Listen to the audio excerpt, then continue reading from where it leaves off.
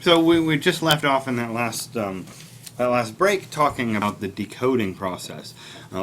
So remember that, right? We have an idea, information that we want to send. A sender encodes that information, sends it along a channel, and then what we do is the receiver decodes that information. Now there are well, first of all, what this model presumes is that what makes for successful communication is that the message that is encoded is decoded in the same way, right? So if we go back to our example of you coming and asking me, I don't know, for an extension on listening to a lecture or something, right? There's a lot of different ways that I could decode that message when you talk to me. I could think that you were a lazy slacker, or I could think that you were trying to lie to me and pull one over on me, or I could think that there's a legitimate reason that you have. What this model would consider successful communication is if, right, you would obviously be trying to communicate to me that you are responsible and that this is a one-time event or something like that, right?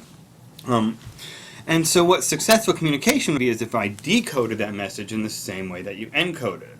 If not, we have what we call slippage, where, right, information is lost along that channel. Now, there's also things like noise. Noise is anything that attacks along this channel, right, and stops this message from being decoded the way that it's encoded. So there could be a variety of reasons for which that would be. I could have psychological noise in our example. What if a student right before had done something similar, right, had asked me, and then I might be predisposed to not grant you that request that you have because I have psychological noise. I might be in a bad mood. I might be grumpy about it. I could be hungry, right? It could be physiological noise. It could be literal noise. What if you call me on the telephone to make this request and you're on a cell phone and there's static, right? Noise is anything that attacks that message from being decoded the way that it's encoded along the way.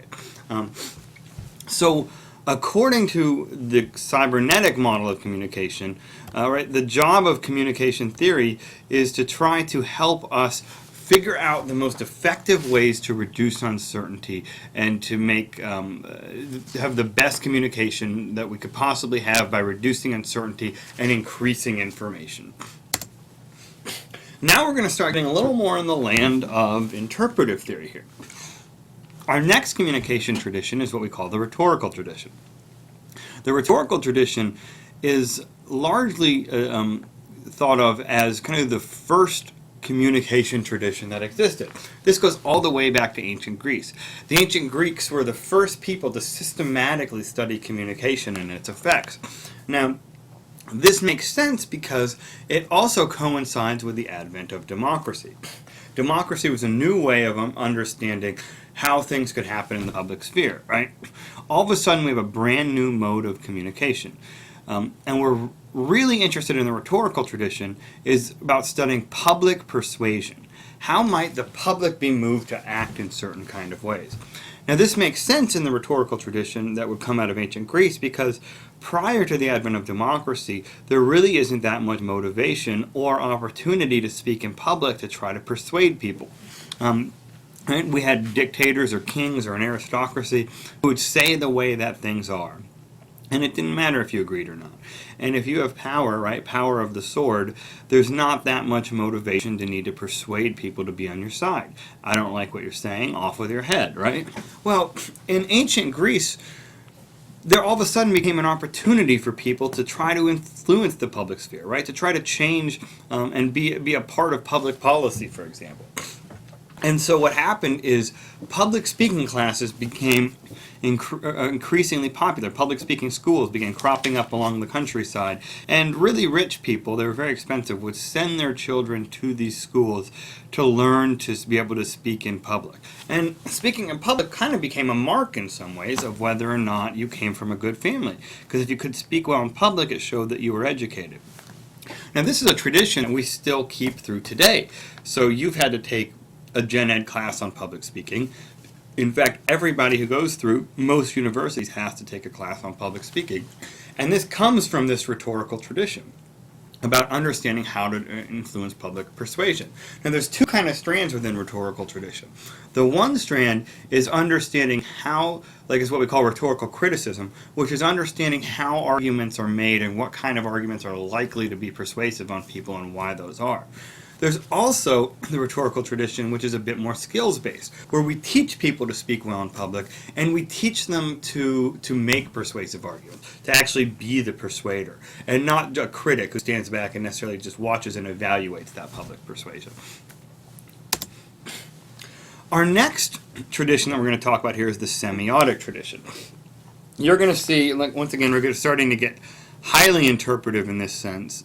We're starting to move farther away from that objective stuff. And what we're interested in the semiotic tradition is the study of signs. Signs and language, right? So signs are what separate us from animals, according to the semiotic tradition. A sign is anything that stands in for something else. So when you think of like a sign, we can think of like a literal sign, for example, right? You could think of a stop sign, right? Now what that is that stop sign stands in for a bunch of things, right? It stands in for the law, for example, right? It stands in for road rules. It stands in for rules on like road safety. Stands in for courteous driving. And what it does is it stands in the place of having to have a police officer standing on the side or at every intersection telling people when they can go and when they can't go. This sign is literally a representation or something that stands in for that police officer. Well, the semiotic tradition assumes that language operates the same way. All words that we have are signs. The best way to really think about language, according to the semiotic tradition, is that we can think about words as a kind of address.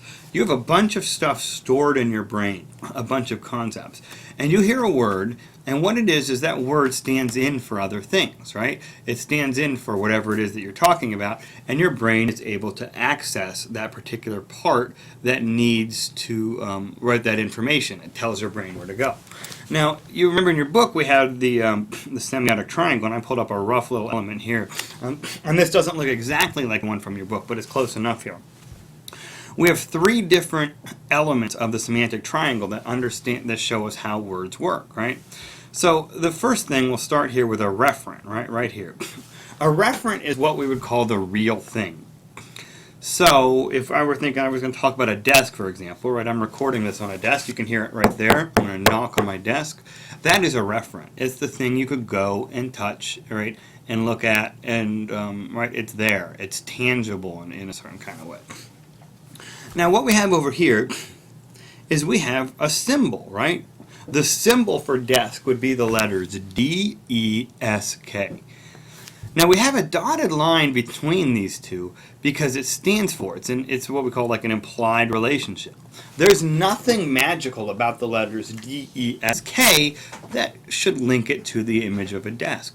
We could choose the letters F, P, X, A, G, right? And we could make that be desk if we wanted to. The relationship between these things are tangible. And right, we can see words come to mean different things throughout time, which really illustrate how tenuous this relationship actually is. Words' meanings change all the time. And so what that means is we have this flimsy kind of reference system whereby the only reason the letters D-E-S-K actually reference this is because we all agree upon it. And where do we learn those kind of, or where do we learn to all agree on that, right? Well, through the media, through school, through your parents, through your social networks. And it only works if we all agree that the letters D-E-S-K stand for that thing.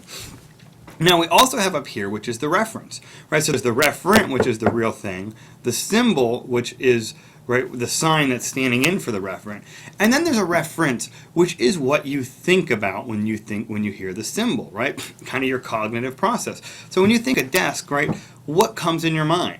You're thinking of something wooden, something metal, something with 4 legs, right? Or it could have 3 legs, for example. You're thinking of a chair, you're thinking of a big desk, a little desk. Also, you have kind of connotative references as well. Do you think of like work? Do you think of reading? Do you think of school? Like, what are your connotative references as well that are included in them? Now you see these have solid lines because the relationship is based on something. There's nothing implied there in that relationship. Your references that pop up when you hear the symbol desk come from real things like your experience. We'll pick that up. I'll be right back. We're under 10 minutes. See you guys in a second.